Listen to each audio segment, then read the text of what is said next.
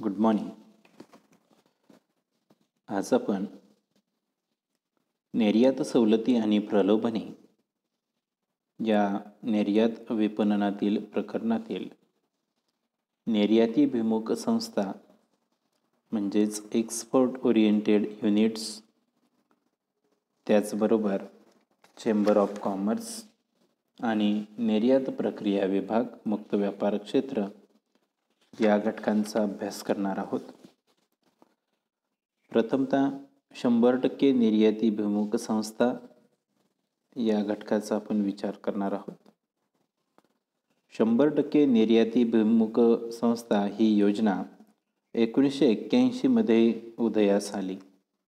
ही संस्था निर्यात प्रक्रिया विभागाला पूरक अशी संस्था म्हणून काम करते.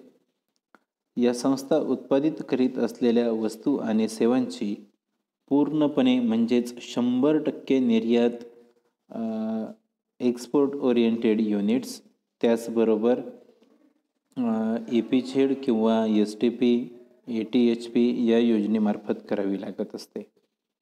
या संस्था भारतामध्ये कुठेही उत्पादन करू शकतात.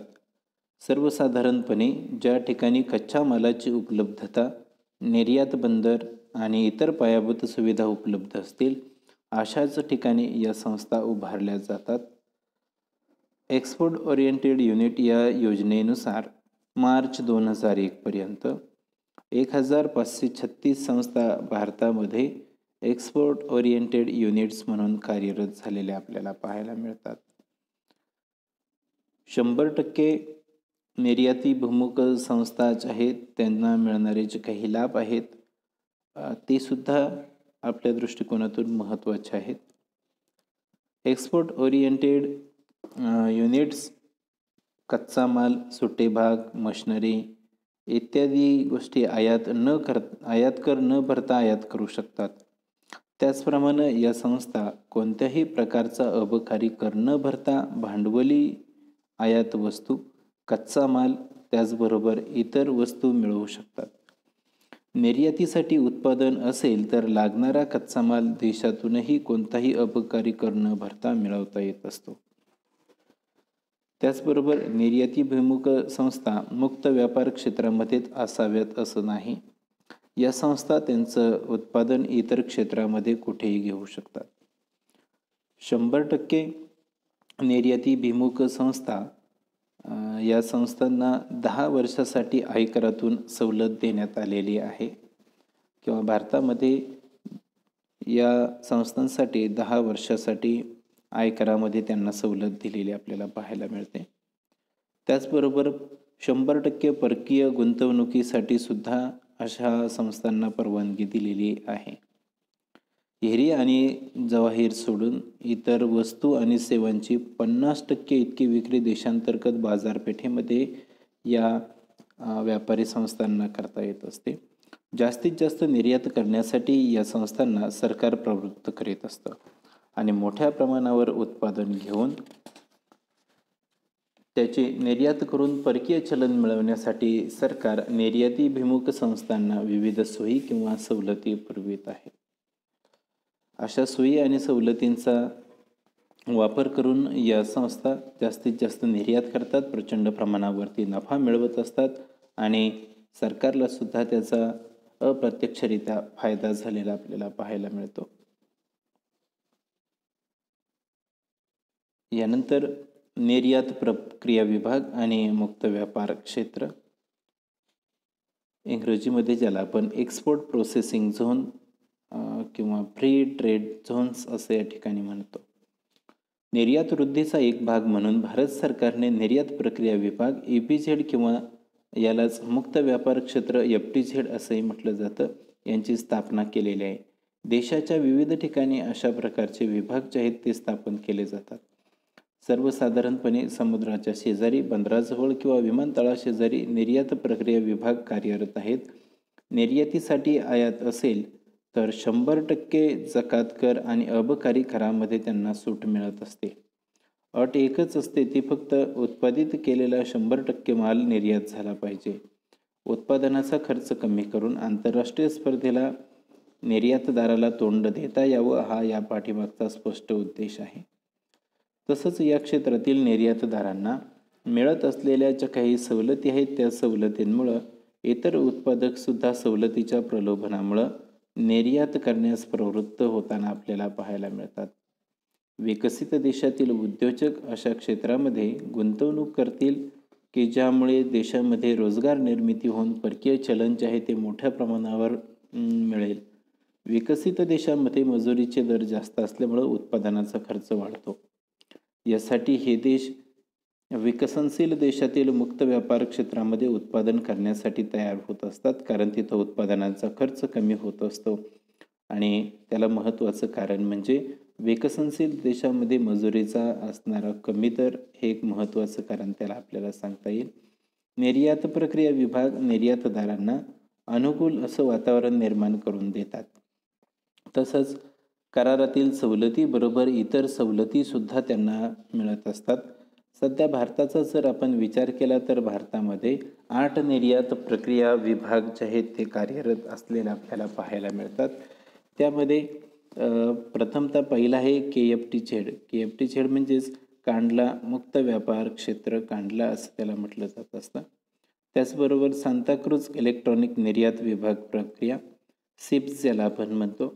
त्यानंतर फाल्टा कलकत्ता, नोएडा नवी दिल्ली, चेन्नई, कोचीन, विशाखापट्टणम आणि सुरत असे हे भारतामध्ये 8 निर्यात विभाग प्रक्रिया जे आहेत किंवा निर्यात प्रक्रिया विभाग जे आहेत ते कार्यरत असलेले आपल्याला पाहायला मिळतात. आणि या सर्व विभागातील निर्यातदारांना निर्यातीसाठी सर्व मूलभूत सुविधा उपलब्ध करून दिलेल्या आपल्याला पाहायला मिळतात.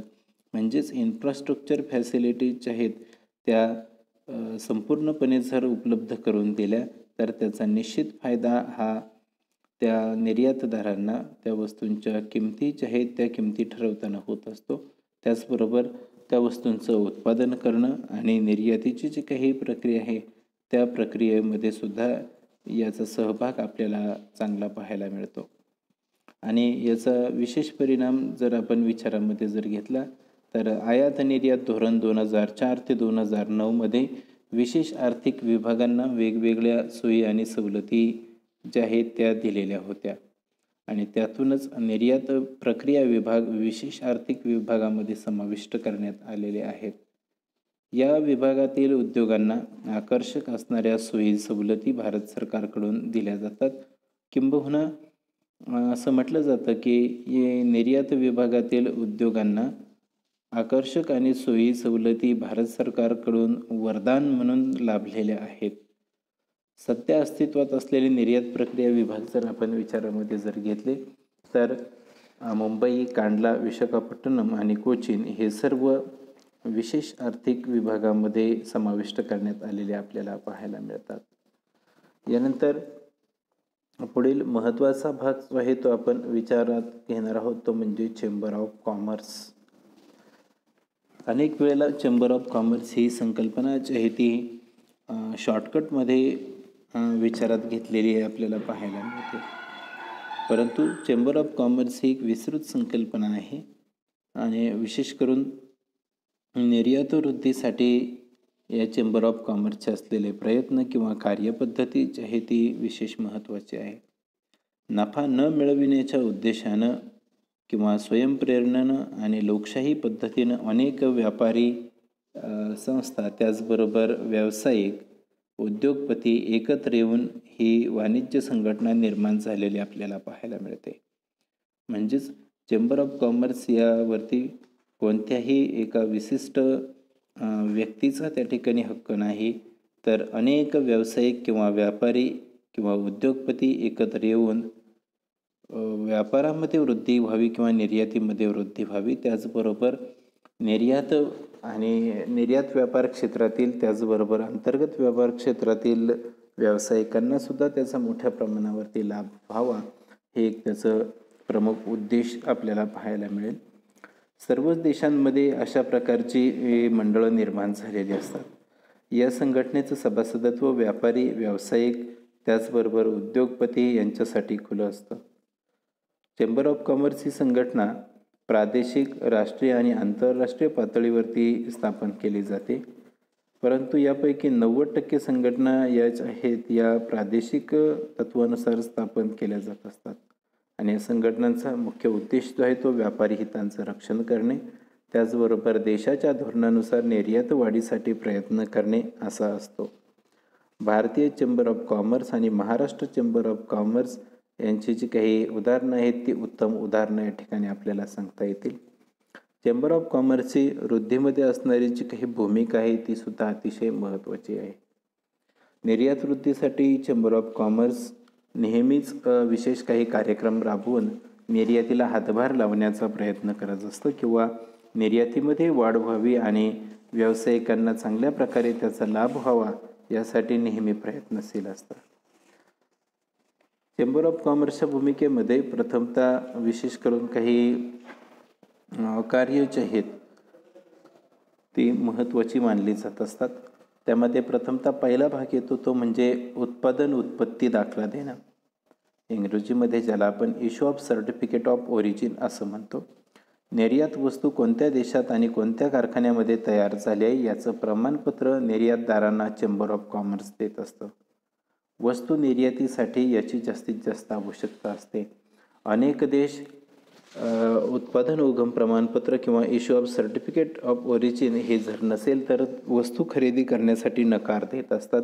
कारण वस्तूची असणारी गुणवत्ता आणि वस्तूच्या असणाऱ्या किमती यामध्ये काही वेळेला यामुळे तफावत असू शकते. त्याचबरोबर गुणवत्ताच्या आहे त्या गुणवत्तेच्या बाबतीमध्ये सुद्धा परकीय बाजारपेठेतील ग्राहक जे आहे ते काही वेळेला शंका घेत असतात आणि त्याचा परिणाम म्हणून त्या वस्तू जर खरेदी केल्या नाहीत तर निर्यातदारांना कोणत्याही प्रकारचा जास्तीत जास्त नफा आपल्याला होताना पाहायला मिळणार नाही.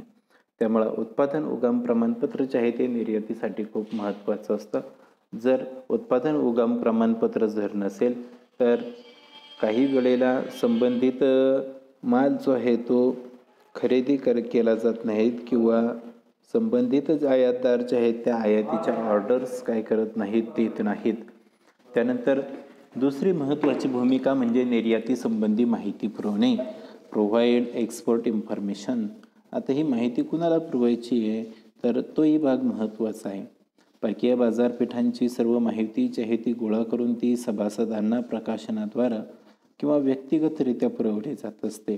म्हणजेच व्यापार करणाऱ्या ज्या काही किंवा संस्था ज्या आहेत निर्यातीमध्ये ज्या काम करत असतात किंवा निर्यातीच्या माध्यमातून वस्तूंची विक्री करत असतात अशा निर्यातदारांना आणि उत्पादकांना या परकीय बाजारपेठांची माहिती आवश्यक असते. परकीय बाजारपेठा, त्यामध्ये असणारे ग्राहक, परकीय बाजारपेठांची असणारी स्थिती, त्या संबंधित देशामध्ये असणाऱ्या सरकारची स्थिती, ही सर्व त्यांना आवश्यक असते आणि ही माहिती गोळा करून ती प्रकाशनाद्वारे किंवा व्यक्तिगतरित्या त्यांना पुरवली जाते की जे व्यक्ती, जे उद्योगपती, जे व्यावसायिक किंवा काही व्यवसाय त्यामध्ये सभासद असतात त्यांना ती आपोआप पुरवली जाते. त्याचप्रमाणे देशातील व देशाबाहेरील उत्पादक, निर्यातदार, शासकीय धोरण इत्यादीबाबत माहिती निर्यातदाराला पुरवण्याचं काम चेंबर ऑफ कॉमर्स मार्फत केलं जात असतं. त्यानंतर व्यापारी प्रतिनिधींचे दौरे काढणं, इंग्रजीमध्ये ज्याला आपण सेंडिंग ट्रेड डेलिगेशन असं म्हणतो. सभासदांच्या निर्यात वृद्धीसाठी परदेशामध्ये संशोधन करणं, संशोधन झाल्यानंतर जाहिरात, प्रदर्शन अशा अनेक दौऱ्यांसाठी काही व्यापारी, उद्योजक हे परदेशामध्ये जात असतात. मग अशा दौऱ्यांचं आयोजन करण्याचं कामसुद्धा चेंबर ऑफ कॉमर्स करत असतं किंवा चेंबर ऑफ कॉमर्समार्फत अशाही उपक्रम राबवून निर्यातीमध्ये वृद्धी करण्याचं काम केलं जात असतं. त्यानंतर समस्यांवरती चर्चा करणे, डिस्कशन ऑफ प्रॉब्लेम्स. निर्यात धोरण, त्याचबरोबर सवलती किंवा निर्यात कार्यपद्धती आणि सरकारी धोरणातील वेळोवेळी होणारा बदल या गोष्टी निर्यातीवरती प्रभाव टाकत असतात आणि त्याचा अनेक वेळेला फटका जो आहे तो निर्यातदारांना बसत असतो. त्यामुळं या सर्व गोष्टींविषयी चर्चा करणं किंवा चर्चा करण्यासाठी सभासदांना एक व्यासपीठ तयार करून देण्याचं कामसुद्धा चेंबर ऑफ कॉमर्समार्फत केलं जात असतं. यासाठी वेगवेगळ्या प्रकारची चर्चासत्र, कार्यशाळा यांचं आयोजन केलं जात असतं आणि यामार्फत निर्यात धोरणं किंवा सवलती, त्याचबरोबर निर्यातीची बदलणारी कार्यपद्धती आणि संबंधित देशामध्ये असणारी सरकारी धोरणं, परकीय बाजारपेठांमध्ये असणारी सरकारी धोरणं यावरती चर्चा केली जात असते आणि त्यातून काही निष्कर्ष काढले जात असतात की जे संबंधित निर्यातदारांना किंवा उत्पादकांना उपयुक्त असतील. त्यानंतर पुढील एक महत्त्वाची भूमिका आहे ती म्हणजे प्रतिनिधित्व करणं, रिप्रेझेंटेशन ऑफ गव्हर्नमेंट अथॉरिटीज ज्याला आपण म्हणतो. सरकारी निर्यात वृद्धी मंडळाबरोबर चर्चा करण्यासाठी चेंबर ऑफ कॉमर्सचे प्रतिनिधी जे आहेत ते हजर राहत असतात किंवा चेंबर ऑफ कॉमर्स आपले प्रतिनिधी पाठवत असतात आणि या प्रतिनिधींशी चर्चा केल्यानंतर शासन त्यांनी जी काही धोरणं ठरवलेली आहेत ती कितपत लागू होतील याचा अगोदर विचार करतात आणि नंतर त्यांची अंमलबजावणी करण्याचा प्रयत्न करत असतात. म्हणजेच धोरणं ठरवत असताना चेंबर ऑफ कॉमर्सच्या प्रतिनिधींशी चर्चा करून काही योग्य अयोग्य गोष्टी ज्या आहेत त्यांचा विचार केला जात असतो. त्यानंतर महत्त्वाचा भाग म्हणजे प्रशिक्षण किंवा ट्रेनिंग. चेंबर ऑफ कॉमर्सचे असणारे सभासद, या सभासदांना उत्पादन तंत्र, व्यापारी व्यवहार, करार किंवा प्रदर्शनं या बाबतीमध्ये प्रशिक्षण देण्याचं कार्य जे आहे ते चेंबर ऑफ कॉमर्स करत असतं. थोडक्यात चेंबर ऑफ कॉमर्स सभासदांना मदत आणि मार्गदर्शन करून अप्रत्यक्षपणे निर्यात वाढीस हातभार लावत असतं आणि ही संघटनाच अशी आहे की जी सरकार आणि निर्यातदार यांच्यातील संपर्काचं एक प्रमुख साधन म्हणून काम करत असते. त्यामुळं चेंबर ऑफ कॉमर्सची असणारी भूमिका जी आहे ती निर्यात विपणनाच्या दृष्टिकोनातून अतिशय महत्त्वाची मानली जात असते. त्यानंतर चेंबर ऑफ कॉमर्सचं जे काही काम आहे ते निर्यात वृद्धीसाठी महत्त्वाचं आहेच. चेंबर ऑफ कॉमर्सच्या बरोबरी इतरसुद्धा काही अशा संस्था आहेत की ज्या निर्यात वृद्धीसाठी प्रयत्न करत असतात, ज्यांच्यामध्ये भारतीय निर्यात संघटनांचं महामंडळ, त्याचबरोबर निर्यात वस्तू मंडळं, सागरी उत्पादन आणि निर्यात विकास परिषद, शेती आणि खाद्यपदार्थ विकास संस्था किंवा भारतीय निर्यात संघटनांचं असणारं महामंडळ, भारतीय विदेश व्यापार संस्था यासुद्धा कार्यरत असलेल्या आपल्याला पाहायला मिळतात. किंवा भारतीय वस्तू बांधणी संस्था आहे जी पॅकेजिंगच्या संदर्भामध्ये काम करत असते, तीसुद्धा निर्यात विपणनाच्या दृष्टिकोनातून महत्त्वाचं काम करते. निर्यात वस्तू मंडळे जे आहेत त्या निर्यात वस्तू मंडळांच्या मार्फत वेगवेगळे बोर्ड जे आहेत ते तयार केली जात असतात. साधारणतः विशेष करून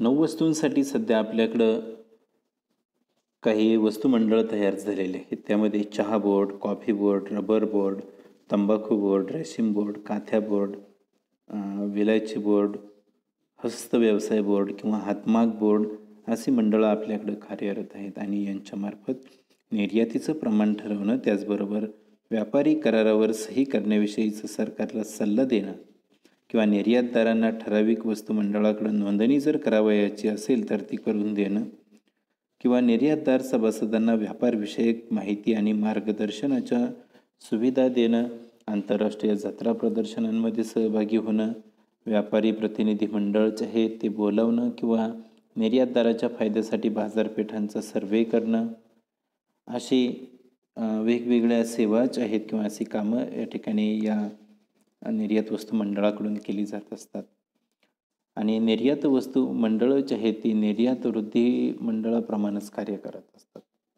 फरक एवढाच असतो की ही मंडळं प्राथमिक पारंपरिक वस्तूंच्या निर्याती बाबतीमध्ये काळजी घेतात आणि उत्पादनाच्या नवीन पद्धती ज्या आहेत त्या शोधून काढत असतात. विपणन, संशोधन व प्रसिद्धी ही कार्य या मंडळांना करावी लागत असतात. त्याचबरोबर कर्मचाऱ्यांना प्रशिक्षण देणं किंवा वेगवेगळ्या वस्तूंचा त्या ठिकाणी विकास करणं असेही कामं या ठिकाणी या मंडळामार्फत केली जात असतात.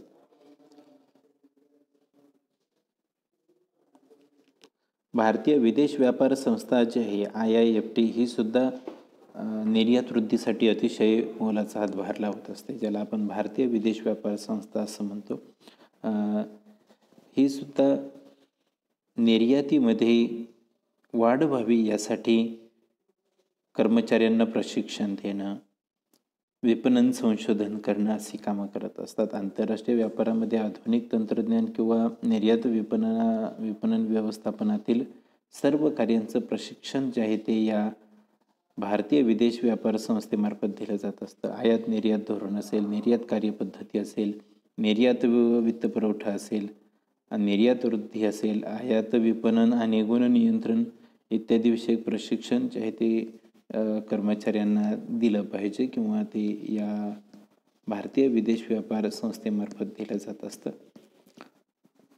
निर्यातीसाठी किंवा निर्यात वृद्धीसाठी निर्यातदारांना काही सल्ला आणि मार्गदर्शन करणं, बाजारपेठांची माहिती जी आहे ती गोळा करणं, वेगवेगळे सर्वे त्यासाठी आयोजित करणं किंवा जमा केलेली माहिती काही विशेष प्रकाशनांच्या आधारे प्रकाशित करणं हे सुद्धा एक महत्त्वाचं काम या ठिकाणी आपल्याला पाहायला मिळतं. आपण जर विचार जर केला तर परकीय व्यापार महासंचालय जे आहे ते परकीय व्यापार महासंचालय सुद्धा यामध्ये सहभागी होत असतं किंवा निर्यात वृद्धीचे प्रयत्न जे आहेत ते केले जात असतात. चेंबर ऑफ कॉमर्स मार्फत निर्यातीसाठी नवीन व्यावसायिकांना काय करणं, प्रशिक्षण देणं, परकीय बाजारपेठांची माहिती करून देणं, त्याचबरोबर व्यापारामध्ये नवीन युवकांनी कशा पद्धतीनं सहभागी व्हावं, म्हणजे नवीन व्यावसायिक कसे वाढतील, त्याचबरोबर ते जास्तीत जास्त निर्यात कशी करतील यासाठी प्रयत्न करण्यासाठी अशा संबंधित लोकांना प्रशिक्षण देण्याचं काम हे चेंबर ऑफ कॉमर्स मार्फत केलं जात असतं. चेंबर ऑफ कॉमर्स ही एक अशी संघटना आहे की भारतामध्ये चालणारे व्यापार व्यवसाय, त्याचबरोबर परदेशामध्ये चालणारे व्यापार व्यवसाय, म्हणजेच भारतातून परदेशी होणारी निर्यात आणि आयात या संदर्भामध्ये लोकांना व्यवहार करत असताना अनेक अडचणी निर्माण होत असतात आणि त्या अडचणींचं एक सोल्युशन म्हणून सुद्धा याच्याकडे पाहिलं जात असतं. अडचणी निर्माण होऊ नयेत यासाठी असणारी जी काही प्रक्रिया आहे ती पूर्णपणे या चेंबर ऑफ कॉमर्स मार्फत समजून दिली जात असते.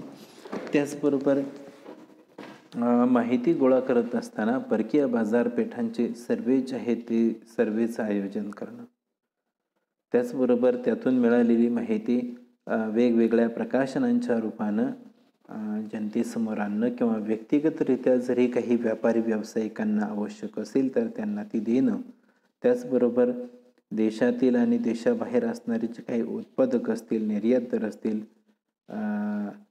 यांचीसुद्धा माहिती जमा करून त्या देशाचं असणारं शासकीय धोरण, आपल्या देशाचं असणारं शासकीय धोरण हे एकमेकांना पूरक आहेत का याचा प्रथमतः विचार केला जात असतो आणि नंतर अशी माहिती त्या व्यावसायिकांपर्यंत पोहोचून त्यांना जास्तीत जास्त नफा कसा मिळेल यासाठी विचार केला जात असतो. आजच्या या सेशनमध्ये आपण 100% निर्यातीभिमुख संस्था, ज्यांना आपण एक्सपोर्ट ओरिएंटेड युनिट्स असं म्हणतो किंवा 100% एक्सपोर्ट ओरिएंटेड युनिट्स असं म्हटलं जात असतं, ते म्हणजे काय, त्याचबरोबर त्यांना मिळणारे लाभ, त्यानंतर निर्यात प्रक्रिया विभाग किंवा त्याला मुक्त व्यापार क्षेत्र असं म्हटलं जातं, या बाबतीमध्ये सविस्तर माहिती घेतली. भारतामध्ये सध्या कार्यरत असणारे निर्यात प्रक्रिया विभाग जे आहेत तेही आपण पाहिले. त्यानंतर चेंबर ऑफ कॉमर्स म्हणजे नेमकं काय, ही संघटना काय आहे आणि चेंबर ऑफ कॉमर्सची निर्यात वृद्धीमध्ये असणारी जी काही भूमिका असेल ती आपण सविस्तररित्या या ठिकाणी काय केलेले आहे, अभ्यासलेली आहे.